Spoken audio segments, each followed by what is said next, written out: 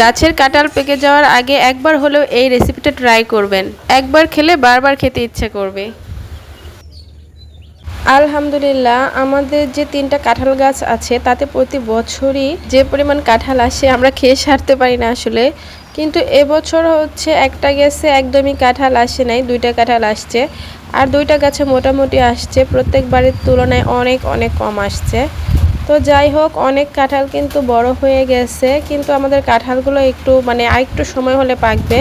অনেকের গাছের কাঁঠাল হয়তো পেকে গেছে, অনেকে খেয়ে ফেলেছেন। তো আমাদের গাছের কাঁঠালগুলো পাকতে একটু সময় লাগে। এটা হচ্ছে আমাদের কাঁঠাল গাছের পাশেই করমজা গাছ। তো প্রতি বছর অনেক করমজা আসে, এই বছর দেখেন গাছের ফাঁকে ফাঁকে 2-1টা করমজা আসছে। আর এই যে আরেকটা কাঁঠাল গাছ, তো এটার মধ্যেও আলহামদুলিল্লাহ যতটুকু ধরছে আমরা খেতে পারবো, প্রত্যেক বছরের তুলনায় অনেকটাই কম। তো আজকে আপনাদের সাথে শেয়ার করব কাঁঠালের একটা রেসিপি, তার জন্যই এই কাঁঠাল গাছে আসা। সো হ্যালো এভরিওয়ান, আসসালামু আলাইকুম। আশা করি সবাই ভালো আছেন। আলহামদুলিল্লাহ, আপনাদের দোয়ায় এবং আল্লাহর রহমতে আমিও অনেকটা ভালো আছি। আমি হচ্ছে এই গাছ থেকে ছোট চেয়ে একটা কাঁঠাল পেরে নেব। কাঁঠালগুলো একটু বেশি বড়ই হয়ে গেছে, তারপরে সমস্যা নেই, এটা একটু ছোট আছে। তো আমি যা তৈরি করব তার জন্য হচ্ছে কাঁঠালটা একটু কচি হলেই ভালো হয়। তো সময়ের অভাবে এতদিন দিতে পারি নাই, তবুও আলহামদুলিল্লাহ এটা দিয়ে মনে করছে হবে। তো যাই হোক, আমি কিন্তু কাঁঠালটা পেরে নিয়েছি।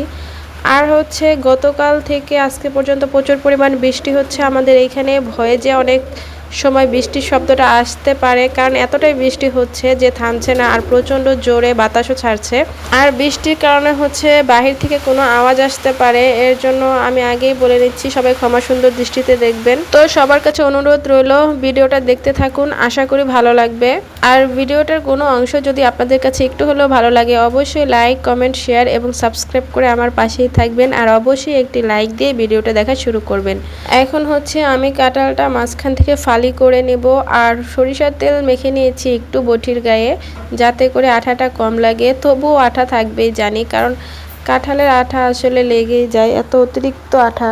এখন হচ্ছে আমি কাঁঠালটা ফালি করে নিয়েছি, এবার আমি ভালোভাবে ছুলে তারপরে হচ্ছে ছোট ছোট টুকরো করে নিব।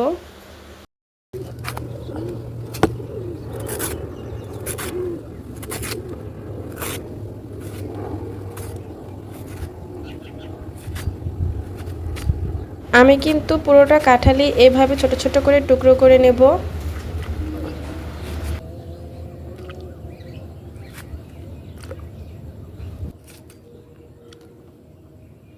আমি কিন্তু সবগুলোকে টুকরো করে নিয়েছি ছোট ছোট করে। এখন হচ্ছে আমি সুন্দর করে এগুলোকে ধুয়ে নিব। একটা জিনিস দেখেন, আমি যতবারই ছাদে রান্না করতে আসবো ততবারই কিন্তু এই যে এরকম বৃষ্টি কিছুদিন ধরে এরকমই চলছে। যখন আসি না তখন আসে না, আর যখন ছাদে আসি তখন মেঘলা করবেই। সকালে আসলে কি, দুপুরে আসলেই কি, আর সন্ধ্যায় আসলেই কি।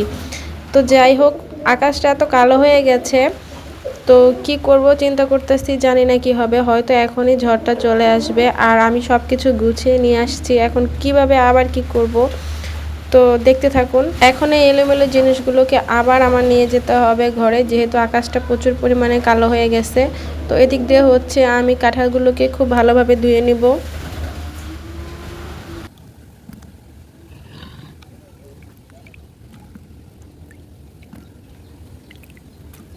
এদিক দিয়ে কিন্তু আমি কাঁঠালগুলো খুব সুন্দর করে ধুয়ে নিয়েছি। এখন হচ্ছে আমি এটাকে সিদ্ধ বসিয়ে দিব।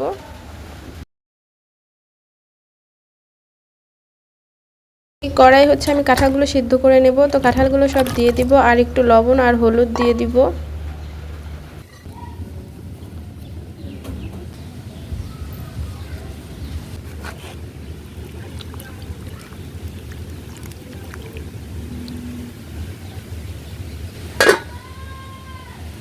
এরপরের অবস্থা দেখেন, একদমই বৃষ্টি হঠাৎ করে ঝমঝম করে নেমে গেল, আর ওই অবস্থায় টানা হেঁচড়া করে সবাই ওগুলোকে ভিতরে নিয়ে গেলাম। যেহেতু আর ছাদে রান্না করা সম্ভব না, সেহেতু হচ্ছে সিঁড়ির সামনে একটু জায়গা আছে, তো সেখানেই সব কিছু টানাটানি করে নিয়ে সেখানে রান্নাটা করলাম। যেহেতু সব কিছু একদম গুছিয়ে নিয়েছি, কি করব, তো এখানে বসিয়ে দিব। এখন খুবই কষ্ট করে এই চুলাটায় আগুন ধরিয়ে তারপরে হচ্ছে এখানে রান্নাটা বসিয়ে দিলাম। যেহেতু সব কিছু গুছিয়ে এনেছি, তো চলে যাইতে আর মন চাইতেছিল না। এদিক দিয়ে বৃষ্টি হইতেছিল, আর এদিক দিয়ে হচ্ছে আমি রান্নাটা বসাই দিছি। তো দেখি কত দূর পর্যন্ত করতে পারি। পলক এসে পড়ছে, এখন আমি ঢাকনাটা খুলে দেখব। আমার কাঁঠালটা এখনও ভালোভাবে সিদ্ধ হয় নাই, আরেকটু সিদ্ধ করতে হবে। তো আর কিছুক্ষণ ভালোভাবে সিদ্ধ করে তারপরে হচ্ছে আমি কাঁঠালগুলো নামিয়ে নেব।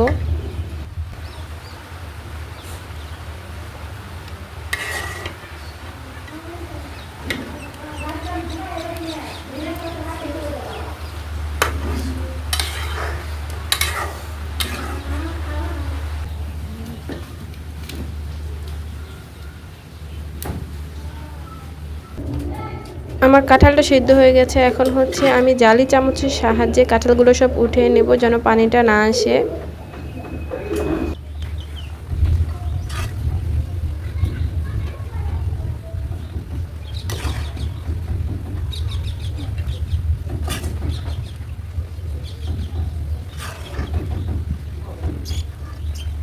আমি কিন্তু সবগুলো কাঁঠাল উঠাই নিছি। সো আমার কাঁঠালগুলো কিন্তু খুব সুন্দরভাবে সিদ্ধ হয়ে গেছে। আমি এখন হাতের সাহায্যে সবগুলো কাঁঠালকে সুন্দরভাবে একদম ঝরঝরা করে খুলে নিব।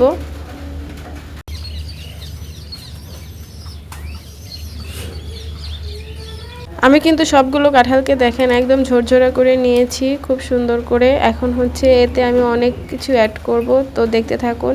খুবই সহজ এবং অল্প সময়ে কিন্তু তৈরি করা যায় এই রেসিপিটা। আর হাতের কাছে যা আছে তাই দিয়েই কিন্তু এই রেসিপিটা তৈরি করা যায়। আর আজকে হচ্ছে প্রচুর পরিমাণে বৃষ্টি হচ্ছে হঠাৎ করে। আসলে আমি বৃষ্টি দেখে আসছিলাম না, তারপরে বৃষ্টি হচ্ছে। আর বৃষ্টির মধ্যে কিন্তু ভাজা পোড়া খেতে আর খারাপও লাগে না, অনেকটা ভালো লাগে। কারণ বৃষ্টি হলে দেখবেন মুখটা কিন্তু ছুঁচোমুচো করে কিছু খাওয়ার জন্য।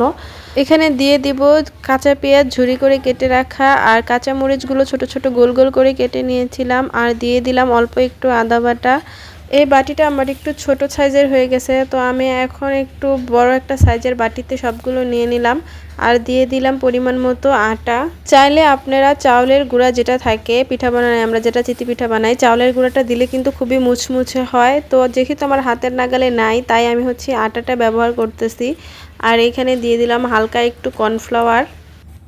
এখন দিয়ে দিলাম হলুদ গুঁড়ো, মরিচ গুঁড়ো আর লবণের ফাঁকি। তো এগুলো সব কিছু দিয়ে ভালোভাবে আমি হাতে মেখে নেব।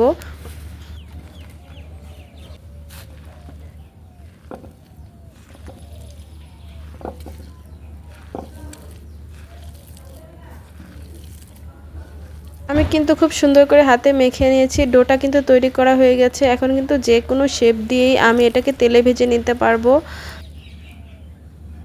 আমার কড়াইটা কিন্তু গরম হয়ে গেছে। এখন আমি তেল দিয়ে দিলাম, আর তেলটাকে ভালোভাবে গরম করে নিব। তারপরে হচ্ছে আমি সবগুলো চপ একটা একটা করে ভাজতে দিয়ে দিব।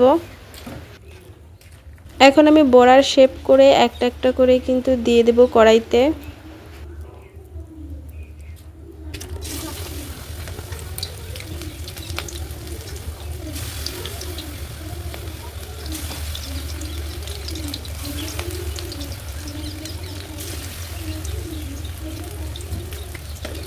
এই কাঁঠালের বড়াটা খেতে কিন্তু খুবই মজা লাগে।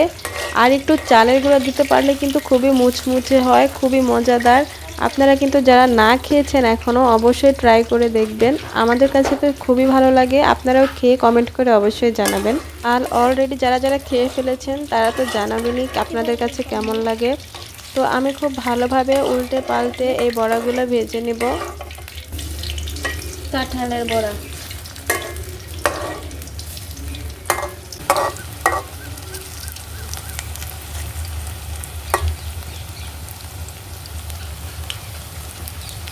আমার কিন্তু বড়াগুলো ভাজা হয়ে গেছে। আমি এখন একটা একটা করে উঠিয়ে নিব।